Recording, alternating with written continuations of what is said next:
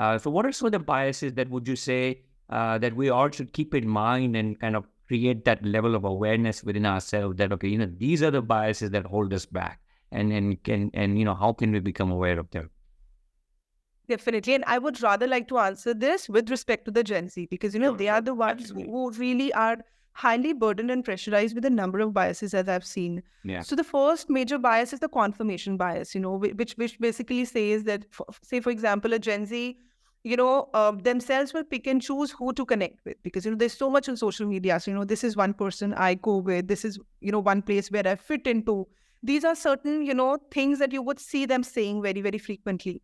So, as I said, they pick and choose who to connect with, and they do not really face that diversity, in their daily lives, because most of the time is being spent on, social media, surfing the internet, figuring out who to, follow and whom not to follow. They seek out information or social connections that conform to their own existing, values and beliefs, which again, as, as we've been discussing, leads to, creation of those echo chambers and very limited exposure to diverse, perspectives, which hinder their ability to build strong social relationships, because they're not faced with that form of, diversity in real life. So the moment they come to their office spaces, the moment they come, to their workplaces, they're very picky and choosy about whom to be with and whom not to be with, because, they can't hold that diversity for long. Second, bias is the bias of, FOMO, the fear of, missing out. Now, they're so pressurized all the time to constantly stay connected and engaged on social media, leading to this fear of missing out that, if I'm not there, then maybe I've missed out on something new. That, they miss out on real events and opportunities. The time for them to connect with the world outside that social space becomes so limited that the fear of missing out there on the social media is actually making them miss out on a lot of opportunities in the real life around themselves. A very important problem which I've seen faced by this Gen Z is the social comparison bias. Gen Z compare themselves to others on social media because, again, you have so much out there which is not realistic, but then your capability to filter out what is real and what is not real starts diminishing as you are more ingrained and more into the social media thing, which leads to, making you feel inadequate, or you have a very low self-esteem, which can impact in your willingness to reach out to people. You have this fear of judgment or rejection by others. You feel you don't look like this. You don't carry yourself like this. You don't have this. So all the demonstration effect that is happening from the social media, which tells you should have this, you should have a, this sort of a phone in your hand, you should be dressing up like this. And if you're not able to do that, then that feeling of inadequacy becomes very, very high.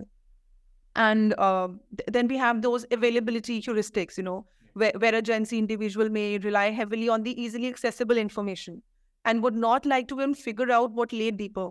So they don't really have time for building those deeper, meaningful, relationships. They believe what they see, and they take everything, as it is, without, taking it with a pinch of salt, that, whether, this is right, this is wrong, this is true or not true.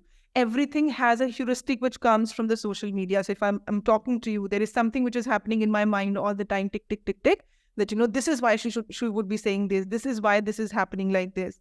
So instead of actually speculating the situations, looking at how things are and why things are happening in a particular way, they always have an answer in their minds, which comes from the social media and all the information that goes unfiltered into their minds. So, these are certain things which need to be definitely addressed.